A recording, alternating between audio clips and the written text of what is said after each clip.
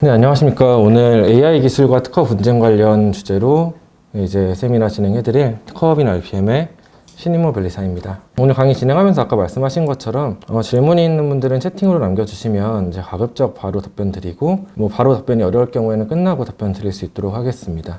네, 오늘 내용 진행하도록 하겠습니다. 네, 사실 오늘 주제가 이제 분쟁 사례라고 되어 있긴 한데요. 이제 분쟁 사례만 이렇게 나열해서 말씀드리는 것보다는 분쟁 사례와 그로부터 얻을 수 있는 인사이트 관련 내용을 좀 말씀드리고자 하고요. 사실 인공지능 특허 관련 일반론이라던가 출원 방법, 전략 이런 것들은 앞선 두 강의에서 어느 정도 이제 내용을 전달 받으셨을 것으로 생각이 됩니다.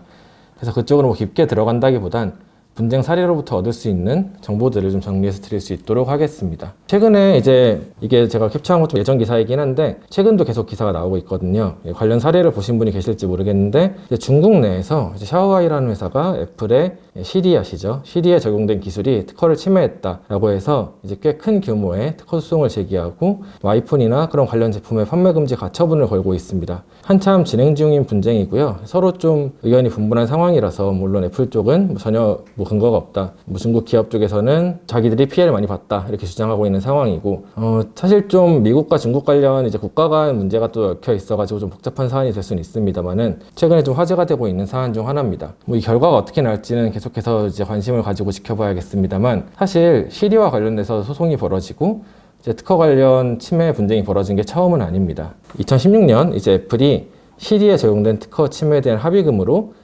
2,490만 달러, 우리 돈으로 한 300억 정도 되죠. 크다면 큰 돈이고 적은 돈이라면 적은 돈인데 1조 7천억 이렇게 나왔잖아요. 사실 미국에서 특허 소송이 크게 벌어지면 몇천억에서 조 단위도 심심찮게 나오는 거에 비하면 작다면 작다고 할 수 있겠지만 또 만만치 않은 금액입니다. 그래서 이제 소송을 취하하고 합의했다는 것은 아무튼 특허 침해는 일단 일응 인정이 됐다는 얘기고 그걸 취하하는 조건으로 합의를 했다는 얘기겠죠. 네, 이런 미국 특허였고요. 애플 시리를 대상으로 소송 분쟁이 진행됐었습니다. 네, 이 특허는 이제 자연어 처리 기술 관련 특허였고요. 애플이 이제 이 특허를 무효시키고자 무효 심판을 3번을 걸었는데 3번 다 생존했다고 합니다. 일반적인 분쟁 프로세스에 대해서 깊이 말씀드릴 자리는 아닌 것 같긴 하지만 기본적으로 특허 분쟁이라는 게 벌어지면은 특허권자가 이제 공격을 하는 입장이 되고 침해자 혹은 침해의 의심을 받는 그런 침해 측이 방어를 하는 입장이 되는데요. 방어를 하는 입장에서 다투는 가장 큰 두 가지 요건이 하나는 침해가 아니다. 두 번째는 지금 침해를 주장하고 있는 특허는 무효다라는 것을 주장하는 것입니다. 특허라는 게 이제 잘 아시는 분들도 계시겠지만 등록이 된다고 끝나는 게 아니라 등록이 되었음에도 무효 사유, 그러니까 등록이 되었으면 안 되는 사유가 내재되어 있는 경우가 꽤 많이 있습니다. 왜냐하면 이제 실질적으로 심사관님들이 특허를 심사할 때 이제 그렇게 길지 않은 시간 동안 1차적으로 심사를 하는 거기 때문에 이 특허에 등록이 되면 안 되는 사유가 있었음에도 불구하고 등록이 되는 경우도 꽤 있습니다. 그래서 만약 그 특허를 무효시키는 데 성공을 한다면 애초에 그 침해가 성립하지 않는 거기 때문에 가장 강력한 수단인데요. 애플사가 이제 이 특허를 무효시키기 위해서 3번의 무효 심판을 걸었음에도 생존했다고 합니다. 이 특허의 특허권자는 미국의 대학이고요. 특허권자는 미국의 대학으로 되어 있는데 실제로 이 소송을 수행한 거는 NP라는 곳이에요. 이제 NP라는 것도 이제 아시는 분은 아시겠지만 소위 이제 특허 괴물이라고도 불리는 곳입니다. 이제 특허 괴물이라는 말이 좀 부정적이다 보니까 NP라는 용어를 많이 쓰는데요. 이제 NP가 뭐냐 하면은 Non-Practicing Entity, 특허를 보유하되 실시하지 않는 기업이라는 겁니다. 특허라는 건 기본적으로 이제 받는 이유가 특허를 받아서 실시를 하고 사업을 진행하기 위해서 이제 하는 건데요. 이 NP라는 곳들은 특허를 실시하는 게 아니라 특허를 가지고 소송을 해서 혹은 라이센싱을 해서 그 수익을 얻는 것을 목적으로 하는 곳들입니다. 저한테 이제 대학이나 연구기관 이런 곳에 재직하는 분들이 그렇게 물어보실 때가 있어요. 이제 특허를 받는다고 해도 우리는 이렇게 미국에 소송할 돈도 없고 아무리 좋은 특허라고 해도 언감생심 소송을 할 그런 게 없는데 돈을 벌 수 있겠느냐. 근데 이런 NPE 같은 곳들은 이제 좋은 특허를 찾으면 그 특허를 매입하거나 빌립니다. 이것도 좀 빌려서 한 케이스인데 특허가 있으면 그 특허를 빌려서 대신 소송을 하는 겁니다. 그래서 이제 NP라는 곳이 특허 소송을 하고 그걸로 이제 수익을 얻게 되면은 그 수익을 쉐어하는 거죠. 그래서 이 특허가 워낙 좋은 특허이다 보니까 애플 외에 아마존이나 다른 곳들을 대상으로 한 특허 소송에도 사용되었었습니다. 특허의 내용을 간단히 보여드릴게요. 여기서 이제 AI 관련 지식이 좀 많이 있으신 분들도 계시고 좀 생소하신 분들도 계실 텐데요. 간단히만 보겠습니다. 이제 내추럴 랭귀지 인풋, 자연어 입력을 처리하는 방법과 관련된 특허고요. 지금 어그멘테이션 없이 자연어만 갖고 이제 데이터베이스 검색을 수행하고 이러한 데이터들을 사용하고 뭐 그 결과를 분석해서 제공한다 라는 내용이라고 보시면 됩니다. 이제 이 분쟁과 관련해서 말씀드릴 때 미리 설명드릴 내용이 있습니다. 마크맨 히어링이라는 절차가 있는데요. 이제 미국 특허 분쟁 특유의 절차입니다. 이제 특허 청구항이라는 게 이제 잘 아시겠지만 워낙 추상적으로 써 있지 않습니까? 권리 범위를 최대한 넓게 잡기 위해서 뭐 불필요한 한정을 없애기 위해서 특허 청구항이라는 건 굉장히 이제 브로드하게 써 있는데요. 그러다 보니까 침해를 판단하기 위해선 그 청구항이 어떤 의미냐, 각 단어 하나하나가 무슨 뜻이냐라는 걸 확정하는 절차가 필요합니다. 그래서 미국 특허 소송에만 존재하는 특유의 제도고요. 이제 특허권자와 침해 피의자가 서로 이제 각 청구항의 워딩이나 표현이 무슨 뜻인지를 갖고 다투게 됩니다. 그래서 서로 이거는 합의하자, 이거는 뭐 특별히 중요한 내용이 아니니까 합의에 의해서 결정해서 넘기고, 근데 다툼이 있는 영역에 대해서는 서로 합의에 이르지 못하면 법원이 결정을 해줍니다. 근데 이제 법원이 각 청구항에 해석을 해주면 침해 여부가 굉장히 확실하게 갈려요, 상대적으로. 그러다 보니까 본 절차가 지나면 침해 여부가 거의 결정되기 때문에 특허 소송이 대부분 합의로 종결이 된다고 합니다. 근데 그럴 수밖에 없는 게 여기 보시는 것처럼 미국 특허 소송 같은 경우는 1심에 들어가는 기간이 평균 18에서 42개월, 그리고 소송 비용이 뭐 100만에서 600만 불, 우리 돈으로 치면 수십억이죠. 그래서 굉장히 큰 돈이 들기 때문에 1심만 하는데도 굉장히 부담스러운 거죠. 그래서 이 절차가 끝나면 대부분 특허 소송이 합의로 종결된다고 합니다. 그래서 예시를 보여드릴게요. 굉장히 좀 말장난 같다고 생각하실 수도 있는데요. 이 청구항에 써 있는 내추럴 랭귀지 인풋이라는 게 무슨 뜻이냐? 그래서 보면은 자연어 입력이란 뭐 원어민이 이해하고 사용할 수 있는 방식의 인간 언어로 표현된 입력이다. 사실 이건 너무 당연한 얘기죠. 근데 그런 당연한 부분에 있어서도 다툼이 있을 수가 있어요. 근데 이건 너무 제너럴한 워딩이다 보니까 합의에 이르러진 뭐 이런 예시가 있고요. 이건 지나가면서 보여드릴게요. 궁금하신 분들은 자료를 보시면 될 것 같고요. 이것도 재밌습니다. 특허 명세서를 많이 보신 분이나 특허 업무를 하시는 분들이라면 아시겠지만 특허 업무를 할 때 키워드라는 표현을 굉장히 많이 씁니다. 근데 이 키워드가 정확히 무슨 뜻이냐 라고 이제 풀어놓은 걸 보면은 꼭 무슨 사전 같죠. 사전처럼 각 용어의 정의를 이렇게 해석하게 됩니다. 네, 그리고 이것도 예를 들어 이런 게 또 중요한데요. 명세서를 쓸 때 케이스 인포메이션, 키워드, 데이터베이스 밸류 이런 것들을 포함한다라고 했을 때 이것들을 모두 포함하는 것이다 라고 해석되는 경우가 있고, 이 중 뭐 하나만 포함되어도 되는 것이다 라고 해석되는 경우가 있는데, 그래서 청구항의 워딩에 따라서 이것들이 모두 포함되는 것으로 해석되는 것, 여기서는 뭐 너무 명확하게 써 있기 때문에 합의를 통해서 모든 데이터를 포함하는 것으로 확정이 됐습니다. 네, 이런 것들은 넘어갈게요. 이제 보면은 케이스 인포메이션이라는 단어를 가지고 다툼이 좀 있었습니다. 케이스 정보, 뭐 일반적인 단어 같죠. 근데 이제 특허권자는 뭐 자연어 처리를 사용하기 위한 예시, 케이스 사례들에 대한 정보를 좀 포괄적으로 의미하는 것이다 라고 주장을 했고요. 애플 측에서는 그런 포괄적인 뜻이 아니라 뭐 아이디나 타입, 선택, 맥락, 해답을 포함하는 사용 패턴, 이런 정보라고 한정해서 해석해야 된다라고 주장을 했습니다. 근데 법원의 결정으로는 결과적으로는 특허권자의 해석에 가까운 해석을 해줬어요. 그러니까 특허권자에게 유리하게 이제 침해가 좀 성립하는 것으로 판단될 가능성이 높아졌다는 거겠죠. 뭐 그 외에도 법원의 결정으로 이런 단어들이 오른쪽과 같이 해석이 됐습니다. 네, 이건 넘어가면서 말씀드릴게요. 그래서 읽어보시면 재미있으실 수도 있고 좀 황당하실 수도 있을 텐데, 그래서 결론을 좀 내서 말씀드리자면은 제가 이걸 먼저 말씀드린 이유가 특허 명세서를 작성할 때 그 워딩이란 건 굉장히 중요합니다. 청구항에 뭐라고 적는지도 중요하고 명세서 본문에 그 청구항의 각 표현이 어떻게 서포트되어 있는가 또 굉장히 중요합니다. 왜냐하면 이제 특허 침해를 판단할 때 특허 청구항에 있는 모든 구성 요소를 포함해야 침해라고 보는 게 원칙인데요. 이제 all element rule이라고 하는데, 이 특허 소송 과정에서 불필요한 뭐 단어나 워딩, 한정사항 때문에 비침해로 판단되지 않도록 각 구성 요소를 기재할 때 매우 신중해야 되고요. 그리고 이제 미국 소송 절차에서는 이렇게 단어 하나를 뜯어서 해석하기 때문에 각 단어가 어떤 의미를 갖고 있는지, 어떻게 해석될 수 있는지 명세서 본문에 서포트를 시키거나 맥락상 어떻게 좀 명확하게 표현할 수 있을지, 물론 너무 명확하게 표현하다 보면 또 권리가 한정될 수 있기 때문에 적절한 선을 지켜야 되겠지만, 물론 이런 부분은 이제 여기 들으시는 분들 중에 이제 특허 실무를 하시는 분이 계신다면은 이제 뭐 알아서 잘 하실 거고, 실무자는 아니지만 특허를 출원하시는 분들이 계실 때는 뭐 이런 개념이 있다 정도만 알고 계셔도 이제 변리사와 얘기하실 때 훨씬 더 효율적으로 얘기하실 수 있을 것 같습니다. 그래서 보시는 것처럼 핵심 기술은 여기 뭐 어그멘테이션 없이 자연어로 데이터를 검색하는 이런 기술 한정 사항이 있는데, 분쟁은 아까 케이스 인포메이션이란 말이 무슨 뜻이냐를 갖고 해서 분쟁이 벌어졌어요. 그러니까 어떻게 보면 청구항 전체적으로 있어서 크게 중요한 내용이 아닐 수 있거든요, 이거는. 근데 이 케이스 인포메이션의 해석을 가지고 다퉜고, 그걸 법원이 이제 물론 제가 좀 쉽게 설명하다 보니까 약간의 비약이 있을 수 있습니다만 법원이 이제 특허권자 쪽에 손을 들어주면서 그 해석에 대해서 특허권자의 의견이 받아들여지고 침해가 성립되고 그리고 소를 취하하긴 했지만 합의에 이르러서 배상금을 받게 된 거죠. 네, 그리고 말이 나온 김에 이제 뭐 이거는 지난 시간에 비슷한 얘기를 하셨을지 모르겠는데 이것도 사실 좀 실무적인 내용이라서 간단히만 말씀드릴게요. 인공지능 특허라는 게 제가 오늘 분쟁 사례 관련 강의를 하고 있긴 하지만 분쟁 사례가 그렇게 많지 않습니다. 그 이유도 이따 말씀드릴 건데요. 그래서 뭐 아직 케이스가 많이 쌓이거나 이론이 정립되진 않았습니다만 기존의 소프트웨어 관련 이제 뭐 판례나 사례들을 가지고 분석했을 때 인공지능 기술의 특징이라는 게 인공지능 기술은 이제 아까 보신 건 자연어 처리 관련이지만 보통 머신러닝 관련 특허가 많이 나오잖아요. 기술도 많이 개발되고. 근데 그런 머신러닝 기술은 특징이 학습하는 단계가 있고요. 그 학습된 모델을 활용하는 단계가 있어요.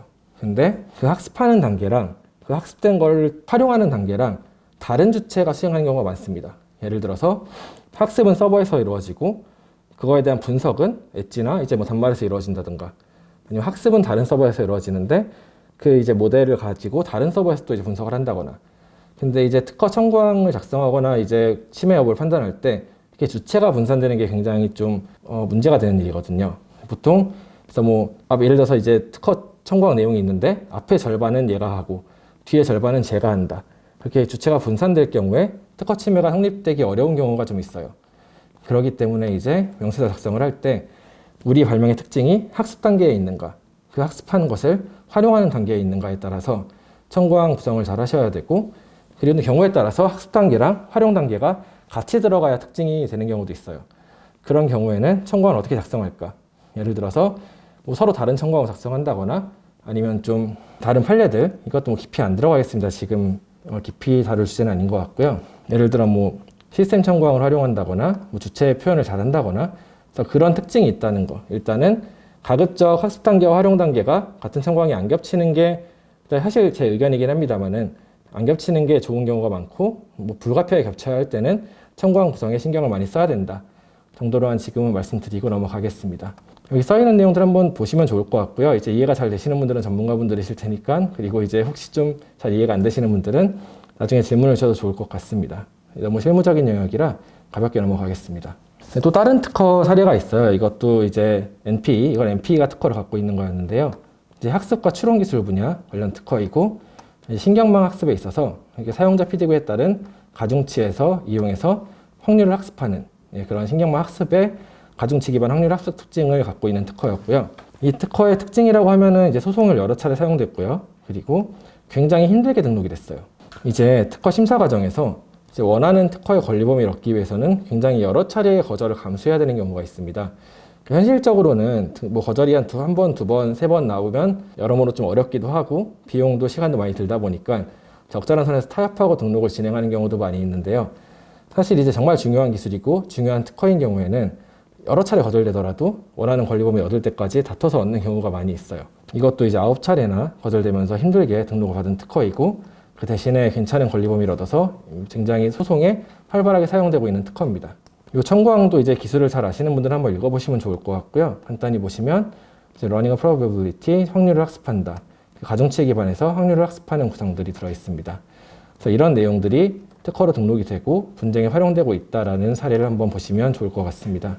그리고 오늘 이 주제로 이제 강의를 진행하게 됐을 때 제가 꼭 드리고 싶었던 말씀 중 하나가 저한테 그렇게 물어보시는 분들이 많아요. 소프트웨어, 나아가서 이제 인공지능 기술 같은 거는 특허 등록을 받아봤자 소용없지 않겠느냐. 근데 이제 그게 소용없지 않나요? 라고 물어보시면 그나마 설명드리면 되는데 소용없잖아요. 라고 좀 단정적으로 물어보시는 경우도 꽤 있어요. 근데 그 말씀이 이제 나름대로 논리와 일리가 있습니다만 사실 정확히 맞는 말은 아니거든요. 그렇게 생각하시는 이유가 뭐냐면은 일단 이유보다는 뭐 결론부터 말씀드릴게요. 이게 좀 오래된 통계이긴 하지만 이제 미국에서 벌어지는 특허 소송 중에 상당 부분이 소프트웨어 특허와 관련되어 있다는 통계가 있고요. 심지어 특허 전문 기업, 이게 보통 일반 기업들이 소송을 진행하는 거는 꼭 돈을 벌겠다는 것뿐만 아니라 이제 경쟁사를 견제하기 위해서 혹은 아니면 뭐 사업적으로 필요해서 하는 경우도 있는데 이제 이런 특허 전문 기업 같은 경우에는 정말 오로지 그 특허 소송을 통해 돈을 버는 것이 목적인 기업들이기 때문에 정말 돈이 되는 특허, 이길 수 있는 특허를 가지고 소송을 하거든요. 근데 이런 기업들이 대부분 소프트웨어 특허와 연관된 기술로 소송을 하고 있다라는 통계가 있습니다. 그리고 또 멀리 갈 것 없이 기존의 이제 주요 소송 사례들을 보실 수가 있는데요. 애플과 삼성전자의 특허 소송은 다 알고 계시죠? 우리나라 분들이란 모를 수가 없는 애플과 삼성전자의 유명한 분쟁 사례가 있는데 이것도 거의 다 스마트폰 소프트웨어 관련된 기술 특허로 소송이 벌어진 사례였습니다. 그리고 AI 관련 특허 소송 건수도 이제 꽤 많이 있고 점점 증가하고 있다는 통계도 이따 보여드릴 거예요. 보시면 미국이 압도적이죠. 사실 전 세계적으로 특허 소송이 가장 압도적인 곳은 미국입니다. 미국이 원래 좀 소송을 많이 하는 곳이기도 하고 그리고 그뿐 아니라 소송 비용도 많이 들지만 소송에서 이겼을 때 얻을 수 있는 것도 굉장히 많습니다. 시장 규모가 크기 때문에 배상액이 올라가는 것도 있고요.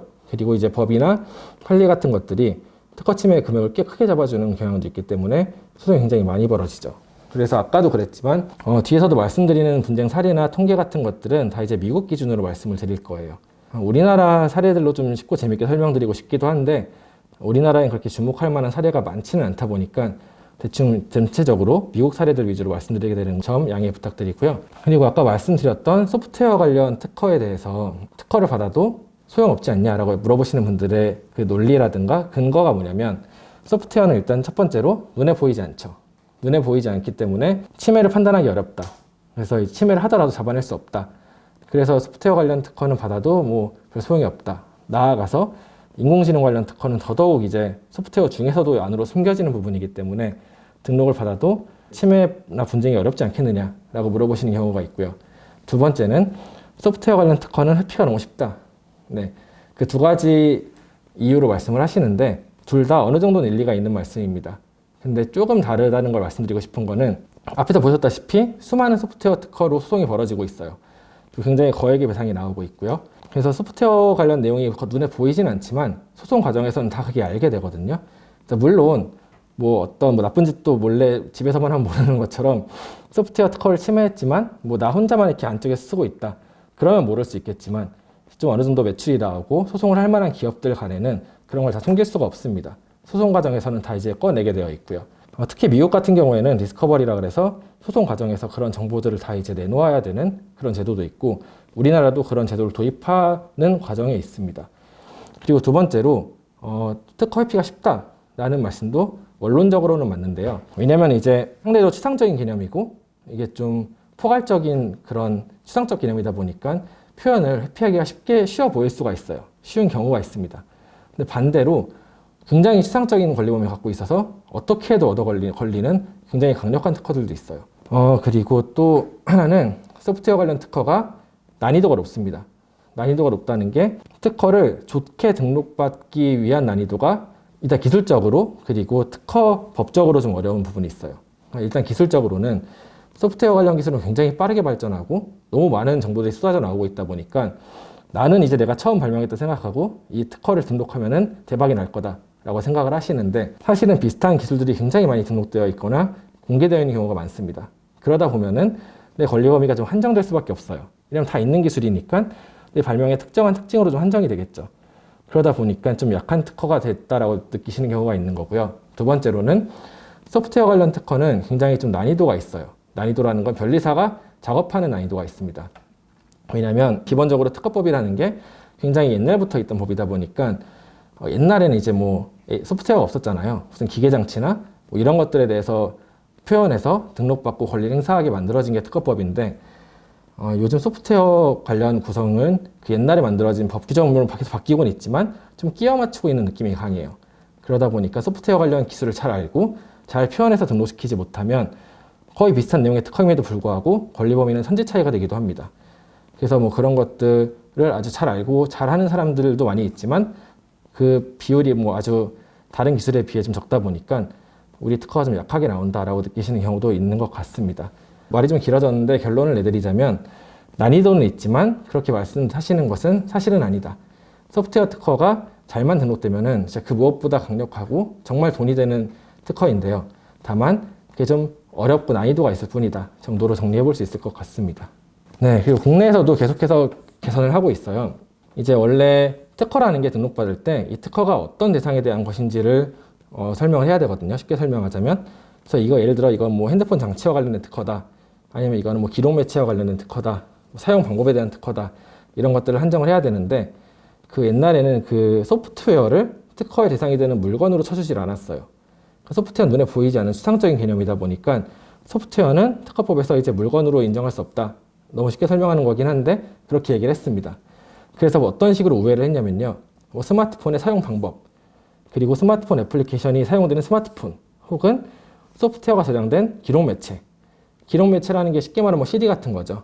메모리, CD 이런 것들인데 그게 옛날엔 괜찮았어요. 왜냐면 소프트웨어를 판매할 때 특허 침해라는 게 특허 제품을 판매할 때 이제 잡기가 쉽거든요. 근데 예를 들어서 CD에 담아서 팔아요. 그럼 CD를 파는 사람을 잡으면 되죠. 그 CD를 만든 사람을 잡으면 되고. 근데 요즘은 누가 소프트웨어를 CD로 팝니까? 다 이제 온라인으로 다운받죠. 그리고 심지어는 다운도 안 받기도 해요. 그냥 뭐 스트리밍, 사스로 막 이렇게 해버리잖아요. 그러다 보니까 그런 케이스를 잡기에 우리나라 특허법이 좀 애매했던 거예요. 그래서 특허 관련 이제 법을 개정을 하고 심사규칙 같은 것도 개정을 해서 소프트웨어도 특허의 대상물로 인정을 하고 더 폭넓게 보호하도록 노력을 하고 있습니다.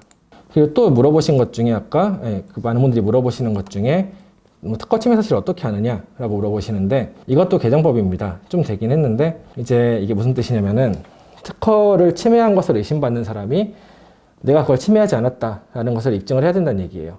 예를 들어서 특허권자가 그걸 입증해야 된다면 말씀하신 것처럼 소프트웨어는 겉으로 보이지 않기 때문에 그걸 찾아서 이제 주장하기가 힘들겠죠.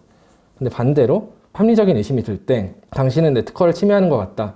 이제 소송 과정에서 주장을 하면은 그 특허를 침해한 것을 의심을 받는 사람이 자료를 제출하면서 우린 다르다. 우린 그렇게 안 하고 있다.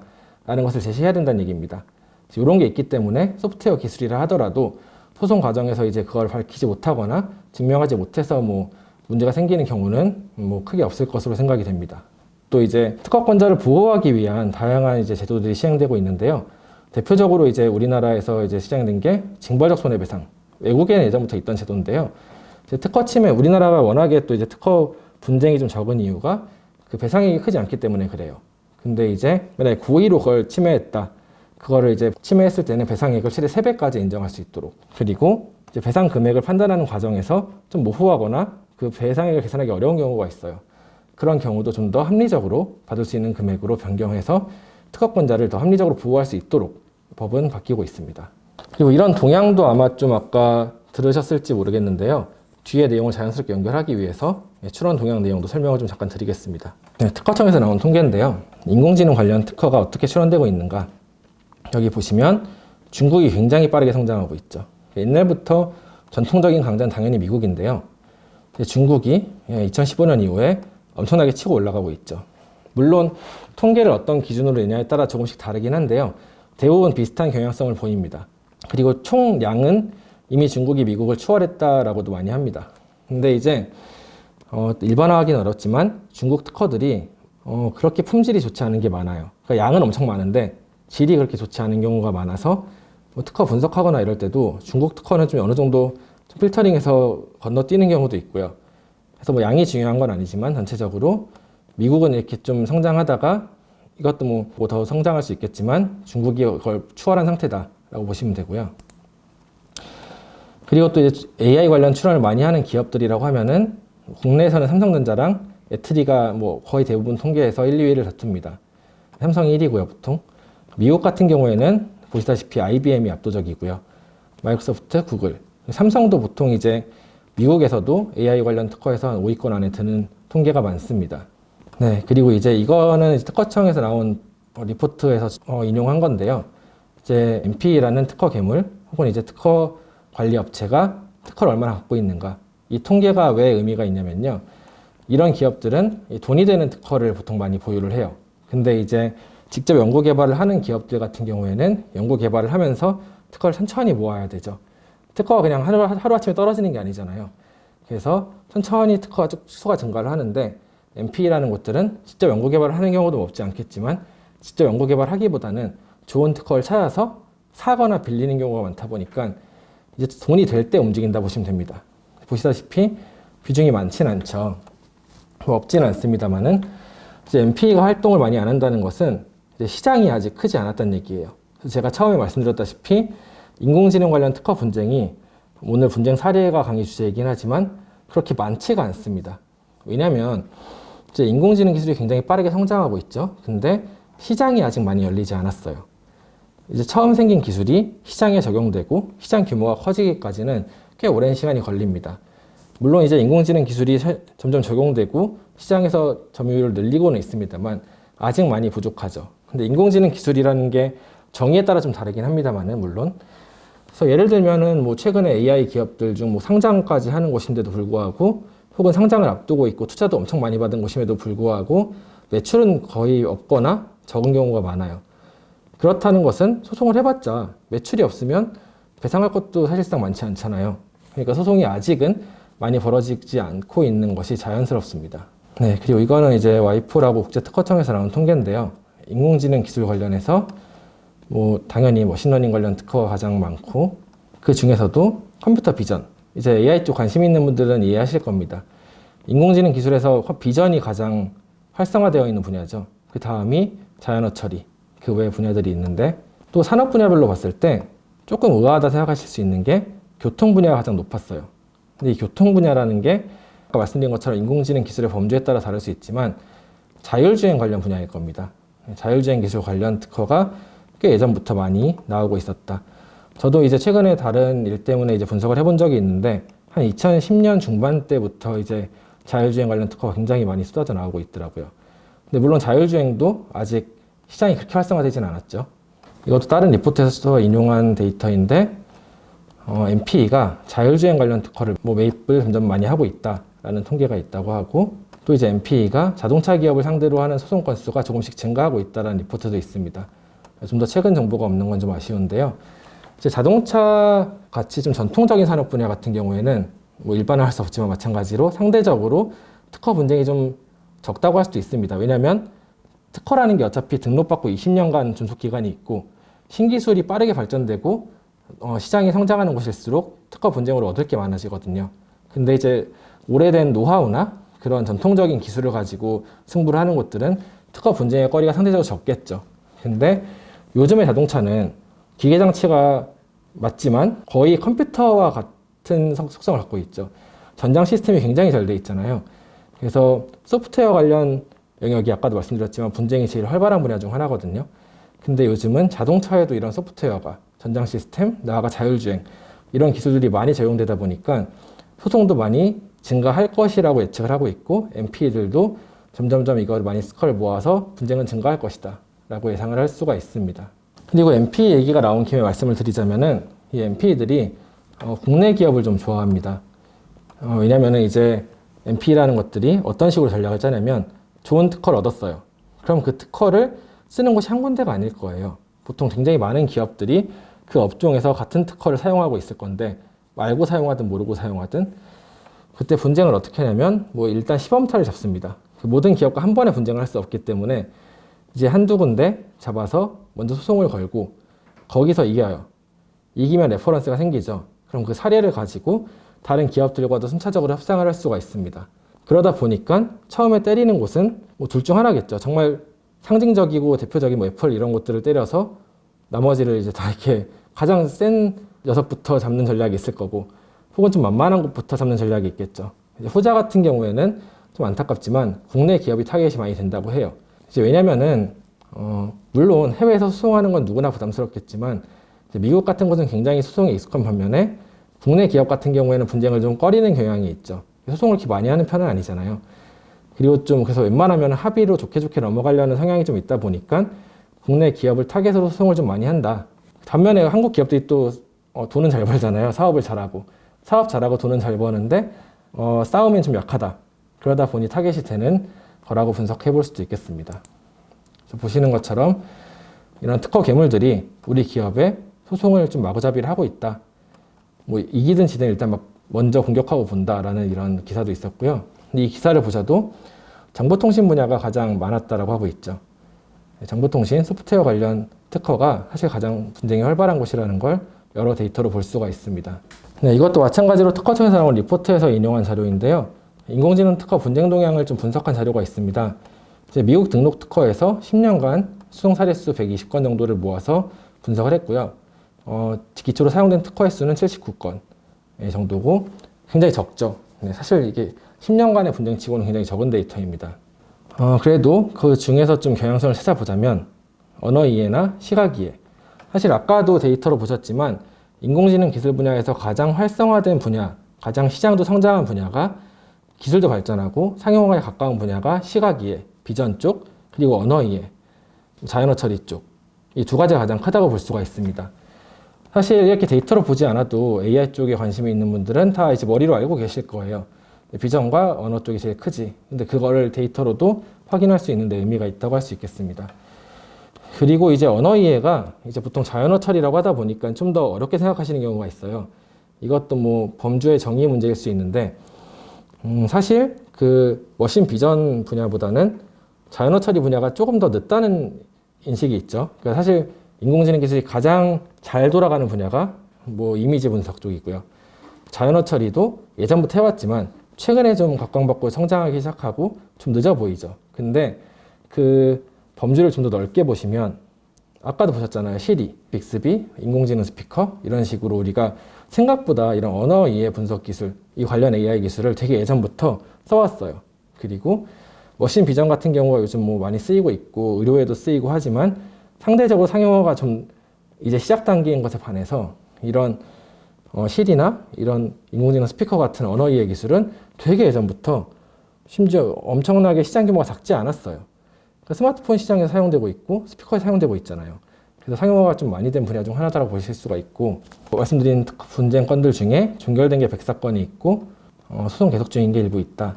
근데 사실 이 그래프는 큰 의미가 없는 게 너무 모수가 적어서 교양성을 보기엔 좀 어렵습니다. 그리고 이제 또 이것도 의미가 있는 데이터인데요. 텍사스 동부지방법원에서 주로 소송이 이루어졌고 그 다음이 델라웨어, 그 다음이 캘리포니아라고 합니다. 이게 이유가 뒤에부터 말씀드릴게요. 미국에는 홈쇼핑이라는 개념이 있어요. 이제 우리나라랑 다르게 미국은 주별로 굉장히 좀 많이 분할되어 있고 주가 굉장히 많고 땅이 넓잖아요. 그러다 보니까 특허권자한테 유리한 판결을 내리는 법원을 찾아서 소송을 제기한다는 겁니다. 근데 이게 사실 맘대로 되는 건 아니에요. 원래 재판이라는 건 재판적이라고 해서 그 특정 관할 법원에서 소송을 해야 되거든요. 근데 특허는 굉장히 독특한 게 그 불법 행위, 침해 행위가 일어난 곳에서 소송을 하면 된다라고 한다면 그 침해 행위가 일어난 곳이 어디냐라고 했을 때 보통 물건을 팔았으면 물건은 전국에서 다 팔잖아요. 그러면 어디서 팔았든 모두가 이제 침해 행위를 한 곳이 될 수 있는 거예요. 예를 들어 무슨 범죄 행위다라고 하면은 뭐 전국 전 세계 동시다발적으로 뭐 범죄 행위를 할 수는 없겠지만 특허는 그 물건을 파는 게 침해 행위가 될 수 있기 때문에 전국적으로 동시다발적으로 엄청나게 많은 침해 행위가 동시에 일어날 수가 있어요. 그러다 보니 원하는 곳에서 소송을 좀 골라서 제기할 수 있는 특징이 있었고 그 때문에 특허권자가 자기한테 유리한 곳에서 소송을 주로 걸었다는 겁니다. 텍사스 동부지법원이 왜 인기가 있냐면요. 텍사스 동부 이쪽이 굉장히 보수적인 동네라 그래요. 굉장히 정치 성향이 좀 보수적이라고 하고 그러다 보니까 미국은 또 배심원제잖아요. 그 동네 사람들이 이제 국가가 허가한 권리인 특허권을 존중한다는 거죠. 국가를 존중하기 때문에 보수적이고 국가가 인정한 특허권을 존중하고 그리고 또 보수적이다 보니까 자국 기업을 더 존중하겠죠. 그러다 보니까 텍사스 동부지법원이 특허권자의 승률이 높고 배상액도 잘 나오고 이런 걸로 유명합니다. 그래서 요거는 뭐 간단히만 보자면 이제 이런 규정이 있습니다. 특허를 재판을 어디서 해야 되는가. 근데 기존에는 회사가 설립된 위치에서 해야 된다 그랬어요. 예를 들면은 뭐 특허 판매 행위는 여기저기서 일어났지만 그 특허 제품을 판매한 침해자 회사가 어디에 있는가에 따라서 거기서 이제 소송을 해야 된다. 근데 이제 미국은 판례법이니까 판결이 나오면서 이제 꼭 회사가 설립된 곳 외에도 기존 판결에서 이제 예전에 판결이 바뀌었던 게 물건을 파는 곳이면 다 이제 소송을 걸 수 있다라고 얘기를 했다가 그 다음에 나온 판결이 회사가 설립된 곳에서 해야 된다라는 원칙이 좀 바뀌었던 거였습니다. 그러다 보니까 맘대로 고를 수 있으면 주로 텍사스, 그 다음 델라웨어에서 많이 소송이 벌어진 이유는 델라웨어의 법인 설립이 되게 쉽기 때문에 델라웨어가 굉장히 법인 설립이 많이 돼 있어요. 그래서 회사 주소가 델라웨어가 많고 캘리포니아는 이제 실리콘밸리가 있으니까 네, 그렇게 보시면 될 것 같습니다. 네, 근데 이제 뭐 요건 좀 넘어가더라도 또 한 가지 주목하실 부분은 외국 기업의 경우에는 이제 해당 사항이 없다고 합니다. 현지 법인이 있고 미국 안에 법인이 있을 경우에는 이 법의 적용을 통해서 이제 뭐 델라웨어나 여기서 이제 소송을 해야 되는 경우가 있는데 이제 우리나라 기업들 중에 현지 법인을 세우지 않고 진출하는 곳들도 있을 거잖아요. 그런 경우에는 이게 또 적용될 수 없을 수 있고 텍사스에서 소송을 당할 수도 있다. 이런 걸 보실 수 있습니다. 네, 그리고 종결된 사례들 중에 80% 정도가 합의로 종결됐다고 합니다. 근데 이건 인공지능 관련 특허라서 특이한 게 아니라요. 아까 보셨던 것처럼 미국 특허 소송의 대부분은 합의로 종결되기 때문에 그런 일반적인 통계라 보실 수가 있고요. 그리고 이 중에 특허권자가 승소한 게 3건, 그리고 침해 피의자가 승소한 게 9건이 있습니다. 보시면 이제 분쟁 동향의 시사점을 보실 수가 있는 게 미국에서 특허 소송이 벌어지면 대부분 합의로 종결된다. 아까 말씀드린 것처럼 특허 청구항 해석, 마크맨 히어링이라는 단계에서 종결되는 경향이 크다. 그리고 그 다음에는 침해 피의자의 승률이 높았다. 보시다시피 피의자 승소가 9건, 특허권자 승소가 3건이었죠. 사실 뭐 너무 모수가 적긴 합니다만은, 근데 이거는 침해 피의자가 유리하다라고 보실 수는 없고요. 합의가 됐다는 건 그래도 어느 정도는 이제 배상을 했다는 얘기가 될 수 있거든요. 근데 이제 승산이 있을 때 피의자가 끝까지 버티겠죠. 그러니까 내가 질 것 같다 그러면은 합의를 할 텐데 내가 이길 수 있다라고 판단하고 갔기 때문에 이제 끝까지 갔을 때는 피의자가 이기는 경우가 더 많은 거겠죠. 그리고 특허 무효로 소송이 종결되는 경우가 많이 있습니다. 아까 말씀드린 것처럼 특허 분쟁이 벌어졌을 때는 그 특허를 무효시키는 게 가장 강력한 무기 중 하나라고 말씀드렸죠. 그러다 보니까 이것도 마찬가지로 사실 인공지능 관련 분쟁 동향이긴 하지만 일반적인 특허의 분쟁 동향에서 크게 벗어나 있지는 않습니다. 사실 요즘 제가 인공지능 특허와 관련된 강의나 이런 뭐 상담을 많이 해드리는 편인데 제가 항상 결론적으로 드리는 말씀은 인공지능 기술이라고 크게 다를 게 없다라는 게 보통 결론이에요. 자, 앞에서 다른 강의하신 분들이 어떻게 말씀하셨는지는 다를 수 있겠지만 인공지능 기술은 결국 소프트웨어 기술이거든요. 소프트웨어 기술의 하위 분류라고 보실 수가 있습니다. 그러다 보니까 인공지능 기술이나 인공지능 특허에 적용되는 법리나 상식 같은 것들은 대부분이 기존의 소프트웨어 관련 특허나 그 기술에 적용되었던 법리나 상식이 그대로 적용이 돼요. 그래서 인공지능 기술이기 때문에 어떻게 특이하거나 다르다라고 생각하시기보다는 소프트웨어 관련 특허나 그런 규정이 적용될 수 있다. 그래서 연결해서 생각하시는 게 더 좋습니다. 그러니까 물론 인공지능 특허이기 때문에 특징도 좀 있긴 있어요. 아까 말씀드린 것처럼.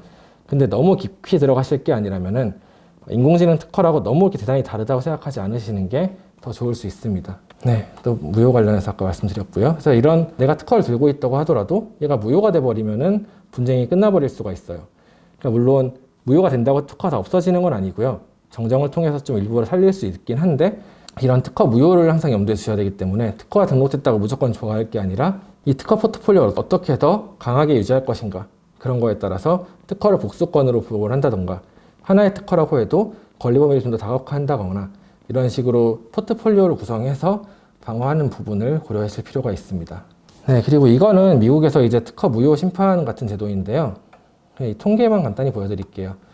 이제 이 리포트에서 조사한 범위에 한해서이긴 합니다만은 인공지능 관련 특허의 무효율이 일반적인 특허에 비해 40%, 그러니까 10개 무효될 때 인공지능 관련 특허는 4개만 무효가 됐더라. 그래서 좀 더 견고했다라는 통계도 보여주고 있습니다. 네, 이거는 좀 약간 전략적인 부분을 설명드리기 위해서 갖고 온 내용인데요. 이제 이런 데이터를 보신 분들이 있을 거예요. 이게 하이프 사이클이라 그래가지고 기술의 수명 주기 같은 걸 보여주는 건데 한번 보시면 좀 재밌습니다. 이제 초기에 R&D를 하고요. 그 다음에 스타트업들이 초기 투자를 받기 시작하고 그리고 성장을 합니다. 매스미디어 나오고요. 근데 이제 이 정점에 도달했을 때 여기 네거티브 프라이스 비긴스 좀 부정적인 기사가 나온다고 합니다. 그러니까 이제 인공지능 기술과 한번 비교를 해보시면요. 이제 우리나라에서 인공지능, 물론 우리나라가 외국보다 많이 늦어요. 인공지능 기술에 관련해서는 굉장히 늦긴 하지만 우리나라 기준으로 말씀드리면 2010년 중반 때 막 알파고 나오고 딥러닝 유행하고 이러면서 굉장히 거품이 꼈었죠. 거품이라고 할 수는 없겠지만 빠르게 성장을 했습니다. 그러면서 어떤 의견이 나왔죠? 인공지능 기술이 만능이 아니더라. 생각보다 대단하진 않네? 또 이제 굉장히 막 우후죽순처럼 나왔던 인공지능 스타트업들 중 이제 뭐 PMF를 찾지 못하고 혹은 뭐 투자를 받지 못하거나 사업이 성립하지 못하면서 혹은 뭐 기술 개발에 실패하면서 좀 잘 안 되는 경우도 많이 생겨요. 그리고 확 꺼집니다. 그래서 제 경험상으로 2010년 후반때쯤에 인공지능에 대한 관심이 많이 꺼졌던 것 같아요. 그 대신 막 블록체인 유행하고 이랬었죠. 근데 이제 그게 지나고 나면은 이러고 물론 끝나버린 기술도 있습니다. 유행하고 확 꺼지는 경우도 있지만 이제 그 다음에 이제 좀 견고하게 성장을 시작합니다. 제 생각에 인공지능 기술은 이미 여기까지 온 것 같아요. 그러니까 인공지능 관련해서 저도 이제 체감하고 있는 게 2010년 중반 때 한참 알파고 나오고 이럴 때 사람들이 관심이 굉장히 많았고요. 한동안 잠잠하다가 한 1, 2년 전부터 다시 인공지능 관련 얘기가 엄청 많이 나오기 시작하고 이게 이렇게 강의도 진행하고 하던 것 같아요. 그러니까 이제 지금은 그리고 그때 처음에 시작했던 인공지능 관련 기업들 중에 꽤 많은 살아남은 곳들은 굉장히 성장을 많이 했죠. 그리고 진짜 전문가들이 남아서 견고한 성장을 진행하고 있는 단계인 것 같아요. 이걸 왜 보여드렸냐? 이제 인공지능 기술은 이제 한 여기 정도의 게 있는 것 같아요. 확장이 이제 본격적으로 실질적인 확장이 시작되고 있지만 아직은 이제 시작 단계에 있는, 시장도 크게 성숙하지 않았기 때문에 분쟁도 그렇게 많이 발생하지는 않고 있는 단계라고 보시면 될 것 같고요. 제가 레퍼런스를 보여드리기 위해서 뭐 좀 그래프가 심플하긴 하지만 이미 시장이 성장한 기술 분야, 최근에 시장이 많이 성장했고 분쟁도 벌어지고 한 레퍼런스 분야가 어디가 있겠는가 찾아보니까 모바일 UI UX 관련, 모바일 관련 기술 분야가 있겠더라고요. 그래서 그 중에서도 UI UX 관련 특허 출원 동향을 봤습니다. 보면은 한 2000년대 초반부터 막 늘어나기 시작해요. 그러고 나서 좀 횡보를 하다가 다시 2011년쯤부터 확 치고 올라가죠. 그러니까 초기 단계가 이제 처음에는 새로운 기술이 나오면 그 기술을 어떻게 쓸지라기보다는 막 신기하고 재밌잖아요. 그래서 기술 개발을 막 활발하게 하면서 특허도 엄청 많이 나오기 시작해요. 이 특허와 이 기술을 어디다 쓸까? 이거는 약간 특허 경영 공부론 중 하나이기도 한데요. 이 기술을 개발해서 어디다 쓸까를 생각하기보다는 일단은 기술 개발을 막 하는 거예요. 이것도 개발해보고 저것도 개발해보고 특허도 막 이것저것 내고 쫙 이제 횡적으로 깔아놓는 겁니다. 그런데 이제 일정 시기가 지나면 속가내야 돼요. 지금까지 개발한 그 수많은 특허와 기술들 중에 무엇이 돈이 될 것인가, 무엇이 시장에서 먹히는가, 이거 선별하는 과정이 들어가죠. 그래서 이것 중에 이 기술이 좋구나, 시장에서 먹히는구나, PMF가 나오는구나 했을 때 그거를 가지고 또 깊이 들어가게 되죠. 이제 실적 확장이라고 보통 명할 수 있는데 그럼 이제 종적으로 깊이 들어가는 겁니다. 그러면서 불필요한 특허들 처음에 냈던 것들 그런 건 쳐내고 중요한 특허를 남기고 더 많이 이제 깊이 들어가는 특허를 내게 되죠. 그쯤 되면 이제 시장이 성숙하게 됩니다. 이제 종적으로 쭉 들어갔기 때문에 그 기술 개발된 걸 가지고 제품을 출시하고 시장이 성장하면서 돈이 많이 생기기 시작하죠. 그럼 이제 그때 특허 소송이 벌어질 수가 있습니다. 특허 소송은 초기 단계에 벌어질 수도 있지만 보통은 시장이 성숙하고 돈이 될 때 벌어진다고 보시면 됩니다. 그래서 같은 레퍼런스인데요. 이거는 애플에 관련 특허입니다. 이거는 전체 특허이고 애플의 특허 그래프인데 경향성이 비슷하죠. 그래서 이걸 보시면 애플도 처음에 사실 뭐 스마트폰 관련 UI UX는 이제 애플이 좀 선도적인 곳 중 하나잖아요. 처음에 쭉 성장했다가 2010년 보시다시피 2010년쯤 됐을 때 보통 스마트폰 시장이 엄청 성장을 했었잖아요. 저희가 보면은 2000년대 중반쯤부터 하나둘씩 쓰기 시작하다가 2010년쯤 넘어가고 나서는 거의 모두가 스마트폰을 썼던 것 같아요. 제일 돈이 되는 시기죠. 그때 분쟁이 개시됐다는 겁니다. 2010년, 11년. 처음부터 분쟁을 한 게 아니라 충분히 시장이 성숙하고 이제 경쟁사와 이제 분쟁을 했을 때 얻을 게 있을 때.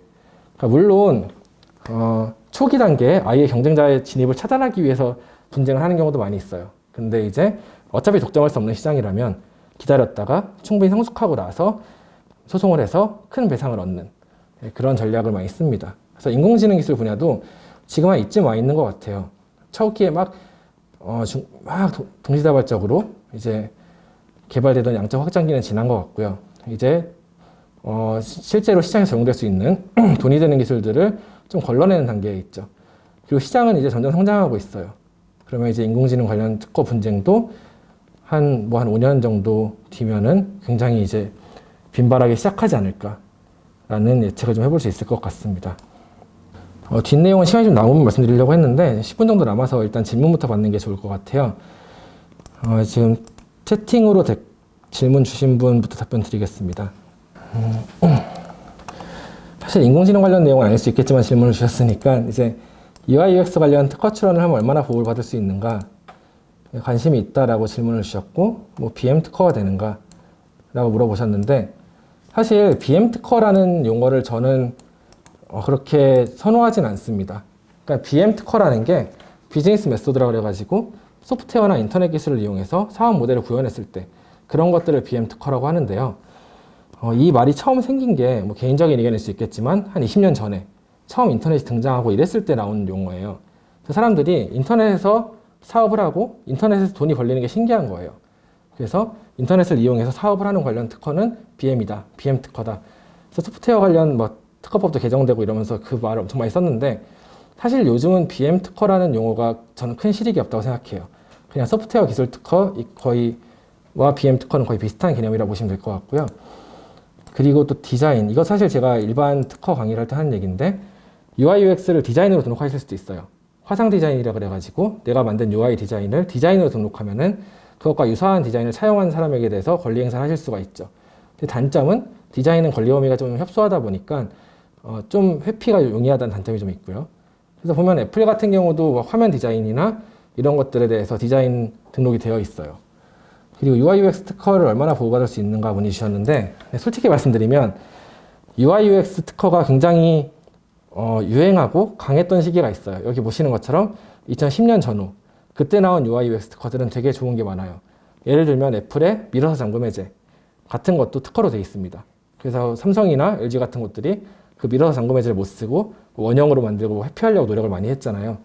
근데 일반화할 수는 없겠지만 UI UX 관련 기술이 좀 포화가 되어 있습니다, 지금.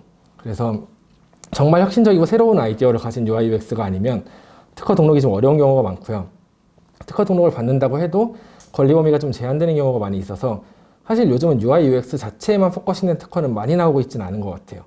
근데 물론 좋은 아이디어를 갖고 계시면 검토해서 좋은 특허를 받을 수도 있고 애플의 밀어서 잠금 해제처럼 혹은 바운스백 같은 것처럼 물론 뭐 결과가 좀 안 좋게 나온 것도 있지만 강력한 특허가 될 수도 있습니다. 일단 이 정도로 답변 드리고 더 구체적인 건 궁금하시면 개인적으로 문의 주시면 제가 답변 드릴게요. 혹시 뭐 다른 질문 있으신 분 계시면 말씀해 주시면 답변 드리겠습니다.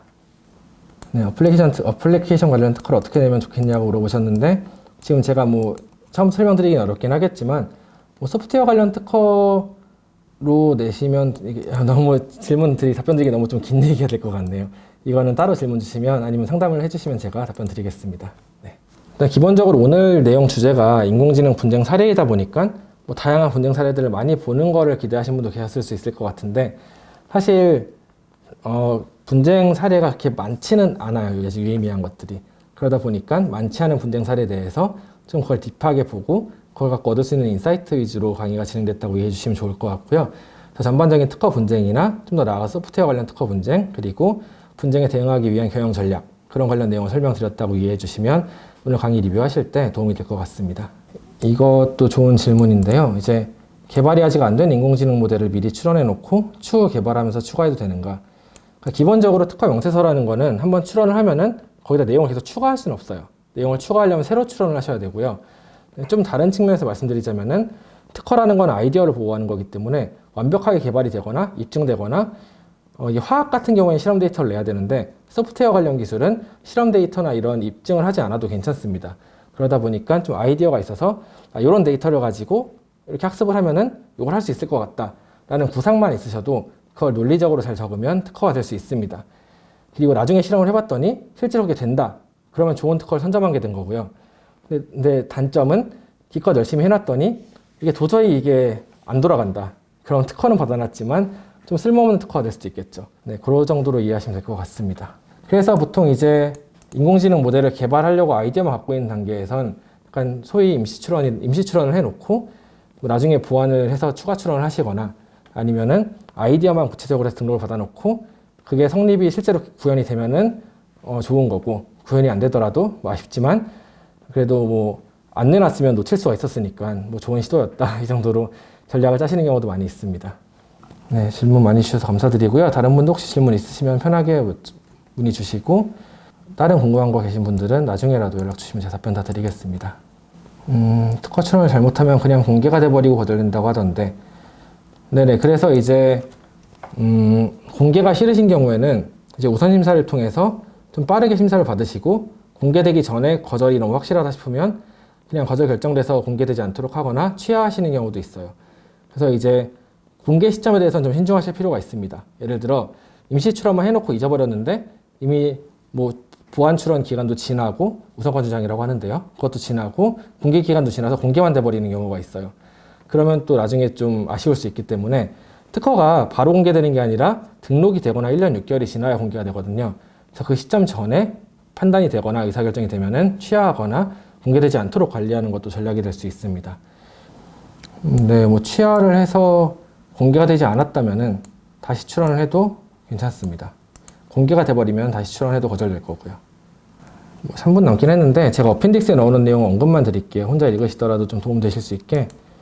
보통 이제 소프트웨어 관련해서 특허를 많이 하시는데 저작권으로 소프트웨어 보호가 되는가 물어보시는 경우가 있어요. 근데 이제 예를 들어 게임으로 쉽게 설명을 드리면 뭐 이런 게임들, 본범인이나 크레이지 아케이드 좀 저랑 비슷한 연배이신 분들은 아실 텐데 비슷한 게임이지만 저작권으로는 인정이 안 됐습니다. 이게 게임의 아이디어 같은 것들은 저작권 보호가 안 되기 때문에 특허로 보호해야 된다 라는 게 보통 제가 설명드리는 일반적인 내용이었는데요. 근데 최근에 굉장히 재미있는 판례가 나왔어요. 이제 1심, 2심까지는 안 그랬는데 대법원까지 가서 그 게임의 아이디어, 소프트웨어 구성에 대한 아이디어를 저작권으로 보호받을 수 있다. 그러니까 물론 이게 딱 이 판례밖에 없고 굉장히 제한적으로 요건을 인정된 거기 때문에 이런 게임이나 소프트웨어의 물론 아이디어 혹은 아까 말씀하신 UI, UX 같은 거 그런 걸 저작권으로도 인정받을 수 있는 그런 시도가 이제 그 시작이 되긴 했지만 예전에는 아예 안 된다였는데 이제는 될 수도 있다 정도로 바뀌었다. 그래서 좀 최근에 나온 유의미한 판례라서 물론 AI와 직접 관련은 없을 수 있겠지만 소프트웨어 분쟁 관련된 내용이라서 제가 어펜딕스로 넣어놨었고요. 한번 천천히 읽어보셔도 좋을 것 같습니다. 네, 그리고 추가 질문 주신 거 마지막으로 답변 드릴게요. 네, 소프트웨어 특허 출원 시기는 개발 완료 전에 하는 게 맞아요. 이게 보통은 이제 개발 완료되고 하는 게 더 좋을 수도 있어요. 왜냐면 이제 공개가 되지 않는다면은 그 남들보다 먼저 내야 되잖아요. 남들이 나보다 먼저 내지 않겠다는 확신이 있고 또 이제 그 개발한 거를 내가 공개해버려서 특허를 못 내는 경우도 있어요.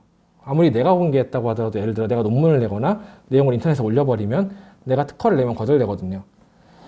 그래서 이제 이 특허 출원 시점이 저희랑 논의해주시는 이제 출원인분들이 가장 고민하시는 부분 중 하나예요. 이제 최대한 늦게 출원을 하면은 개발 완료된 모델과 제일 비슷해질 것 같고, 근데 너무 빨리 하자니 나중에 바뀔 것 같고, 그래서 적당히 확실하게 이 정도면은 큰 틀은 바뀌지 않을 것 같다. 이 정도면은 작은 건 바뀔 수 있어도 큰 틀에서는 바뀌지 않겠다 싶을 때 보통 출원을 많이 하세요. 네. 케이스 바이 케이스다 보니까 아주 명확하게 답변 드리기는 어려운 점 양해 부탁드리고요. 네. 이 정도 답변 드리고 딱 시간이 된 것 같아가지고, 그렇죠. 개발은 진행하면서 계속 바뀔 수 있는데, 물론 이제 그 특허를 낼 수 있는 포인트가 아주 세부적인 개발 내용이 들어있을 경우에는 좀 협소한 특허긴 하지만 계속 바뀔 수 있어요. 근데 큰 틀에서의 주요 아이디어는 바뀌지 않고 중심적인 내용이 다 갈아엎어지는 건 아니잖아요. 그 핵심적인 내용이 어느 정도 잡혔고 이게 바뀌진 않을 것 같은데 그게 특허성이 있다. 그럼 그 타이밍에 특허를 많이 내시는 게 좋고 그런 세부적인 내용은 나중에 추가 특허로 추가 출원하시는 게 보통 좋습니다. 시간이 돼서 이 정도로 마무리하고요. 추가 질문은 보내주시면 제가 답변 드리겠습니다. 네, 오늘 늦은 시간까지 들어주셔서 감사드리고요. 이 정도로 정리하겠습니다. 감사합니다.